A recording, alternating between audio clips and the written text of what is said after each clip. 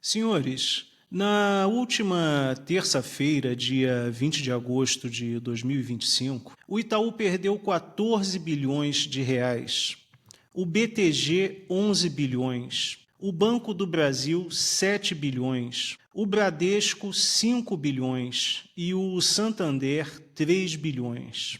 E o motivo é bem simples. O sistema financeiro brasileiro tornou-se refém de parcela do STF. Quando o ministro do STF, senhor Flávio Dino, aproveitou-se de uma ADPF, a 1178, para proteger o ministro senhor Alexandre de Moraes das sanções financeiras impostas pelo governo Trump, que é uma punição de morte financeira para violadores de direitos humanos, ele mostrou o quanto o Estado brasileiro é poderoso e pode, do dia para a noite, e sem grandes consequências para seus burocratas, destruir toda a vida econômica dos indivíduos. E eu acho tratar-se de alguma espécie de alucinação coletiva quando vejo alguns indivíduos de esquerda bradando que as leis dos Estados Unidos não são válidas no Brasil. Desde quando alguém disse o contrário? A lei Magnitsky não é válida no Brasil. É válida nos Estados Unidos e nos países parceiros daquela nação, ou seja, a maior parte do mundo democrático e capitalista. E sendo a nação mais poderosa e mais próxima do ideal democrático de liberdade do mundo, os Estados Unidos têm o direito de escolher quem e em que parâmetros poderá realizar negociações em seu mercado interno. E foi o que fizeram. Deram aos bancos brasileiros uma escolha. Se continuarem atendendo ao ministro senhor Alexandre de Moraes, terão de abrir mão do mercado americano. Se abrirem mão de atender ao ministro, mantêm o resto do mundo. Senhores, cada vez mais o avanço tecnológico nos torna consumidores e vendedores de produtos para o mundo. Um vídeo que alguém poste aqui no YouTube poderá ser assistido em qualquer parte do planeta onde não exista uma ditadura, onde os indivíduos sejam livres para assistirem o que bem entenderem. E esse mercado global é incompatível com um Estado centralizador. Fica bem claro que os indivíduos demandam mais os serviços ofertados por uma plataforma de tecnologia do que os péssimos e caros serviços impostos ao povo pelo Estado. Senhores, caso os indivíduos não queiram mais usar uma rede social, ela irá falir e será substituída por uma que preste um serviço que o povo espontaneamente ache ser melhor. Isto é o que a Escola Austríaca de Economia chama de ordens espontâneas. Porém, mesmo prestando um péssimo serviço para o povo, ano após ano, o Estado continua cobrando pelos seus péssimos serviços e prende quem não quiser dar mais impostos para manter os privilégios da burocracia estatal.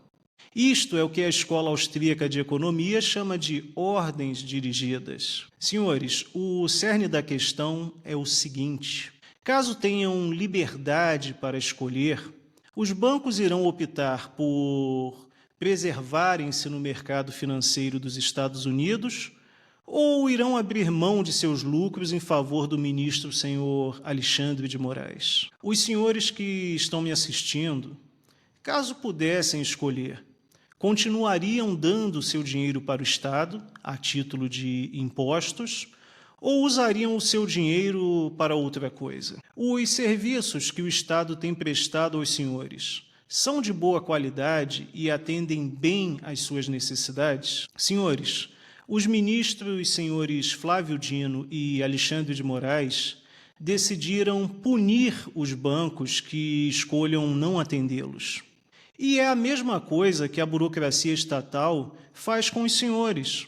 Prestam um péssimo serviço, muitas vezes são truculentos e impedem que os senhores decidam o que fazer com o seu próprio dinheiro. Senhores, quando eu estava preparando o texto para gravar este vídeo, no dia 20 de agosto de 2025, me deparei com uma notícia onde o ministro do STF, senhor Flávio Dino, dizia não ser o responsável pelo prejuízo financeiro que o setor bancário brasileiro teve, e que eu citei no começo deste vídeo. E o setor financeiro, que em 2022 assinou a Carta pela Democracia, redigida pela esquerda brasileira, aprende agora que aquele que defende a guilhotina esquece que está na fila para perder a cabeça. Carta pela Democracia, equipe de transição, fim do teto de gastos, fim da lei das estatais, tudo isto pode ser entendido como uma volta à normalidade democrática, que foi festejada por um certo ministro do STF. Senhores, ao apoiar o retorno do presidente Lula ao poder, o que diversos setores econômicos brasileiros esperavam? Lembrem-se de que, em 2024, o ministro senhor Flávio Dino ordenou a destruição de algumas obras acadêmicas que tratavam de temas identitários e coletivistas, ligados à esquerda em tom de crítica. Logo, é claro que parcela dos ministros do STF julgam-se como avalizadores morais e econômicos da sociedade. E como julgam ser melhores do que os 213 milhões de pequenos tiranos pagadores de impostos, jamais irão assumir que suas ações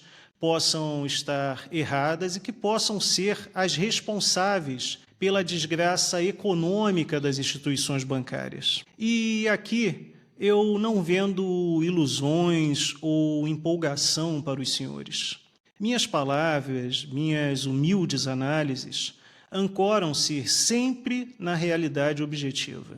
E a ação do ministro senhor Alexandre de Moraes contra o pastor senhor Silas Malafaia é um claro exemplo de que a força do ministro segue inabalável e que ele não demonstra uma fraqueza que vem sendo tão alardeada por alguns perfis de direita.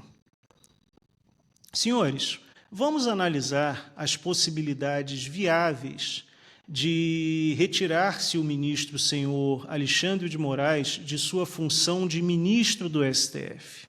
A primeira é uma renúncia, que eu acho pouco provável. A segunda é o impedimento, que só pode ser obtido via Senado Federal. Porém, o presidente do Senado, o senhor Davi Alcolumbre, já deixou bem claro que nem com 81 assinaturas irá pautar o impedimento do ministro.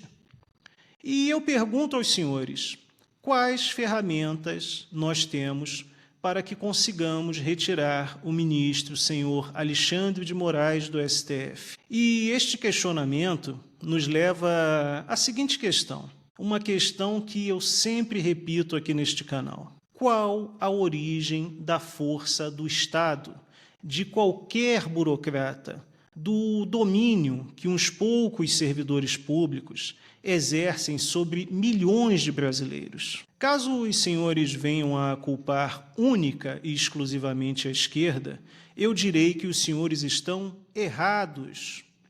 O poder estatal é mantido pela força, seja das armas, seja das leis. Dificilmente o poder estatal é mantido pelo convencimento ou pela adesão voluntária dos indivíduos às suas pautas. E eis aqui um exercício mental para os senhores. Quem são os indivíduos que voluntariamente e em troca de um quinhão mensal de miséria fazem valer as ordens imorais de políticos e magistrados? A hora que os senhores entenderem e conseguirem responder esta simples pergunta, entenderão qual deve ser a real luta legal a ser travada pela direita brasileira. E com a apreensão do celular do pastor senhor Silas Malafaia, a Polícia Federal, para espanto geral, vaza trechos de conversas entre o pastor, o ex-presidente Bolsonaro e o deputado federal, senhor Eduardo Bolsonaro. Senhores, eu não vou colocar aqui os áudios, porém eles podem ser ouvidos no site Metrópolis ou em outras mídias. E eu ouvi com atenção as conversas entre o pastor senhor Silas Malafaia, o ex-presidente Bolsonaro e o deputado federal senhor Eduardo Bolsonaro. E não ouvi uma só conversa entre eles onde estivessem tratando de desvio de dinheiro público, onde estivessem planejando realizar alguma ação para tomar o dinheiro do povo. O que eu ouvi foram dois homens de mais idade, que são brutos, falando em privado aquilo que sempre falaram em público. E, para a surpresa de 0 pessoas, o ex-presidente Bolsonaro, o deputado federal senhor Eduardo Bolsonaro e o pastor Silas Malafaia falam palavrões. Senhores, como eu queria um Brasil onde o grande crime dos políticos fosse o de falarem palavrões. E uma coisa que me chamou a atenção é que o pastor senhor Silas Malafaia fala em público tudo aquilo que falou no privado, assim como o ex-presidente Bolsonaro. E mesmo com todas as críticas que eu possa ter a todos eles, a exposição dos áudios só me fez ter mais certeza de que eles realmente acreditam naquilo que estão defendendo. Mas, pelo visto, a grande questão são as manifestações convocadas pelo pastor senhor Silas Malafaia para o dia 7 de setembro de 2025. Senhores, é inquestionável que a maioria da população quer o impedimento do ministro senhor Alexandre de Moraes. É inquestionável que o governo Lula é uma desgraça para o Brasil. É inquestionável que parcela do STF cruzou uma linha institucional que não deveria ter sido cruzada. E é inquestionável que 41 senadores eleitos pelo povo fizeram seu papel e estão dispostos a colocar em votação o impedimento do ministro senhor Alexandre de Moraes. E é muito, muito inquestionável que os presos do 8 de janeiro são presos políticos. Logo, senhores, o que ainda sustenta o poder de parcela do STF e do governo Lula?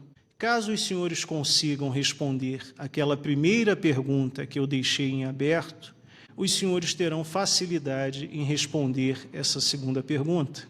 E eu agradeço aos senhores por assistirem ao vídeo. Fiquem com Deus, muito obrigado e tenham aí um excelente final de semana. Um grande abraço a todos.